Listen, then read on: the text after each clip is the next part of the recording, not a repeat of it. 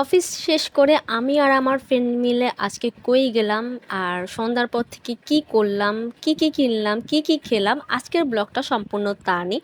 আশা করি আপনাদের ভালো লাগবে। চলেন তাহলে শুরু করা যাক আজকের ব্লগটা। আসসালামু আলাইকুম, দিস ইজ মি। আবারও চলে আসলাম নতুন একটা ব্লগ নিয়ে। অফিস শেষ করে আমি চলে আসছি ফুড ফেয়ারে। তো ফুড ফেয়ারে আসছি মানে হয়তো আমি শর্মা খেতে এসেছি। হ্যাঁ, আজকে আমি শর্মা নিয়ে যাব বাসায়। তো আজকে শর্মা নিয়ে যাব, কিন্তু এখানে হলো ফুড ফেয়ার পুরাই ক্লিন করছে ওরা। শর্মা সেল করা হয়তো শেষ মনে হয়, তো এখানে শর্মা বানাচ্ছে না। আমি তো দেখি পুরাই হতাশ। তারপরে হতাশ হয়ে দুই বান্ধবী মিলে ব্যাংকক মার্কেটে চলে এসেছি ফুচকা খাওয়ার জন্য। অনেক দিন ধরে ফুচকা খাওয়া হচ্ছে না, তো চিন্তা করলাম এক প্লেট ফুচকা তো বানতা হে। তো আমি অর্ডার দিয়ে আমরা বসেছিলাম। তো আমরা বসে থাকতে থাকতে একটু ঘুরছিলাম। আর এটা হলো কেউ নতুন দিয়েছে দোকানটা, এই ভাইয়াটা আগে আরেকটা দোকান ছিল, তো ওনার দোকান থেকে সবসময় খাওয়া হতো আমার। তো আমরা বসেছিলাম আর আমার বান্ধবী অসহায়ের মতন তাকাইছিল। তারপরে হলে এই যে আমি, তারপরে হলো আমার বান্ধবী, আমরা অপেক্ষা করছিলাম ফুচকার জন্য। মোটামুটি মানুষ ছিল। এরপরে হলে আমাদের ফুচকা চলে আসবে। তার মধ্যেই হলো আমাদের ফুচকা চলে এসেছে, কিন্তু ফুচকা দেখেও আবার হতাশ। কারণ হলো ফুচকার টকটা পুরাই মানে তরল ছিল, একটু ঘন ছিল না। কিন্তু ব্যাংকক মার্কেটে ফুচকা সবসময় অনেক মানে ভালোই থাকে, আর ওদের হলেও টকগুলো অনেক ঘন থাকে। কিন্তু আজকে টকটা পুরাই পাতলা ছিল, তেমন একটা ভালো লাগেনি। কিন্তু ফুচকা তো অলওয়েজ ভালোই থাকে। ফুচকাটা ভালো ছিল, সব কিছুই ভালো ছিল, শুধু টকটা একটু ঘন হলে ভালো লাগতো। তারপরে এখানে হলাম ফুচকাটা আপনাদের সাথে একটু শেয়ার করছিলাম, মানে আপনারাও খান আমিও খাই, একসাথেই খাচ্ছি। তো এটা বলে বলে আমি আর আমার বান্ধবী মিলে ফাজলামি করছিলাম। তারপরে হলো আমাদের খাওয়া দাওয়া শেষ। তারপর আমরা বিল টিল দিয়ে বের হয়ে যাব। তো চিন্তা করলাম যে কই যাব, কি করা যায় সেটাই চিন্তা করছিলাম। কারণ হলো ফুড ফেয়ারের মধ্যে তো শর্মা নাই। অনেক দিন ধরে শর্মা খেতে ইচ্ছা করছিল, কিন্তু মনের ইচ্ছাটা পূরণ হলো না। টাকা থাকা সত্ত্বেও মনের ইচ্ছা পূরণ হলো না, আফসোস রয়ে গেল। কারণ এর আর 2 দিন 3 দিন আর বেশি দিন নাই, মানে ঈদের বাকি। তারপরে হলো বন্ধ হয়ে যাবে, আর খুলতেও একটু টাইম লাগে। যাই হোক, এরপরে হলো আমি আর আমার ফ্রেন্ড হেঁটে সামনে এগিয়ে যাচ্ছি। আজকে হলো আমরা স্যালারি পেয়েছি, আর স্যালারি পাইলে তো আমার অবস্থা এমনই থাকে, মানে কিছু না কিছু নিয়ে যাব, খাবো দাবো, মানে এমন করবই। তো আমি আর আমার বান্ধবী এরপরে হলো গাড়িতে উঠে যাচ্ছি। তো গাড়িতে উঠতে উঠতে চিন্তা করলাম যে আমাদের প্ল্যানটা একটু চেঞ্জ করলাম। তারপরে কথা বলতে বলতে আসলে চলে আসছি হাইওয়েতে, হাইওয়ে চলে আসছি। তো আমার ফ্রেন্ড আগে ঢুকছে, আমি হলাম ভিডিও করার জন্য একটু লেট লতিফ আর কি। তো আমি আস্তে ধীরে ঢুকছিলাম। তো আমি আবার জানতাম না যে হাইওয়েতে ভিডিও করা অ্যালাউ না। ফার্স্টে শুরুতে ওরা আমাদেরকে কিছুই জানায় না, হয়তো ওরা বুঝেই নেয় যে আমি ভিডিও করছিলাম। তো আমার ফ্রেন্ড ওখানে দাঁড়িয়ে দাঁড়িয়ে মিষ্টি দেখছে, তো আমি উঠে গেলাম। তো কী মিষ্টি নিবে অনেকক্ষণ ধরে পর্যবেক্ষণ করলো। তো আমি এখানে মিষ্টিগুলো ভিডিও করছিলাম, দেখছিলাম। এখানে প্রায় অনেকগুলো মিষ্টি আমার খাওয়া হয়েছে, তা যার কারণে আমি আজকে হলো মিষ্টি নিব না। আমি চাইছিলাম একটু ঝাল কিছু নিয়ে যাব, শর্মা নিতে চেয়েছিলাম, কিন্তু শর্মা তো নাই।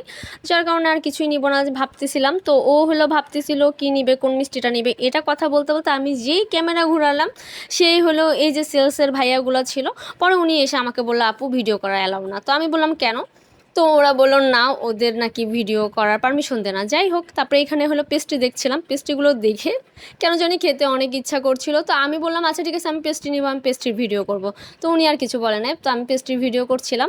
তো উনি আর কোনো কথা বাড়ায় না, উনি বলছে আচ্ছা ঠিক আছে। তো আর আমি বলছি কেন, আমি ব্যাড রিভিউ দিব, সেজন্য কি আপনি ভিডিও করতে মানা করছেন? পরে উনি বললেন না না না, ওনাদের হাইওয়ে মিষ্টি পেস্ট্রি সব বেস্ট থাকে, ওদের কোনো কিছুই মানে মানে পচাবাসি কিছুই থাকে না। অনেক কনফিডেন্স নিয়ে বললো। যাই হোক, নিলাম। এরপরে হলো আমি বললাম আমি এটা ভিডিও করছি, কোনো প্রবলেম হবে? পরে বললো না ঠিক আছে ম্যাম করেন। তো এটা কথা বলতে বলতে আমাকে প্যাকেট করে দিল, সুন্দর ছোট্ট একটা বক্সও ছিল। তো আমি আর আমার ফ্রেন্ড কথা বলতে বলতে আবারও বের হয়ে গেলাম। বের হওয়ার পর আমার ফ্রেন্ড হলো স্যাটিসফাই ছিল না, ওইখান থেকে মিষ্টি নিয়েছে কালো জাম, সেটা ভিডিও করি নাই। আর এরপরে হলো আমরা বের হয়ে আরেকটু সামনে এগিয়ে যাব। এটা সামনে হলো নতুন করেছে ফুলকলি। তো ফুলকলিতে যাব। তো এখানে হলো একটা ক্লাব ছিল, ক্লাবটা পার হয়ে যাচ্ছিলাম। তো এরপরে চলে আসছি আমরা ফুলকলিতে। তো ফুলকলিতে ঢুকছিলাম, আর এই টাইমটাতে মানুষ তেমন একটা ছিল না। ফুলকলিতে দেখলাম কোনো মানুষই ছিল না। ভালোই মিষ্টি ছিল, অনেকগুলো মিষ্টির আইটেম ছিল। আমি তো দেখে অবাক হয়ে গেলাম। জানি না ফুলকলির মিষ্টিগুলো কেমন, কারণ আমার টেস্ট করা হয় নাই। আর আমার ফ্রেন্ড এখান থেকে মিষ্টি নিবে না, কারণ ও অলরেডি হাইওয়ে থেকে মিষ্টি নিয়েছে। ও হলো এখান থেকে হলো রসমলাই নিবে। তো রসমলাইটা খেয়ে দেখবে, আর আমি ওকে জিজ্ঞেস করবো, চিন্তা করছি যে রসমলাইটা কেমন। অবশ্যই মজা হলে, আমার বাসা থেকে অনেক কাছে, তো আমি চিন্তা করলাম যে তাহলে আমিও নিয়ে যাব রসমলাই। ও হলো অল্প নিয়েছে, মনে হয় ½ কেজি নিয়েছে।